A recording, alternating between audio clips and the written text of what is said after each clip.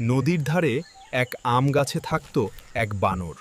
প্রতিদিন সে মিষ্টি আম খেত এবং সুখে থাকত। একদিন নদীতে এলো এক কুমির। সে বানরের মিষ্টি আমের গন্ধ পেয়ে লোভে পড়ল। এই নাও বন্ধু, আম খাও। তুমি খুব ভালো বানর। আমার বাড়িতে আও ভালো ফল আছে, চলো আমার পিঠে উঠে বসো। আসলে আমার বউ তোমার কলিজা খেতে চায়। আরে, আমি তো আমার কলিজাটা গাছে রেখে এসেছি, ফিরে গেলে নিয়ে আসতে পারবো।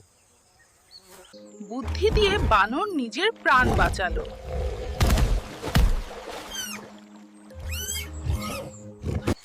বিপদে শক্তি নয়, বুদ্ধিই সবচেয়ে বড় অস্ত্র।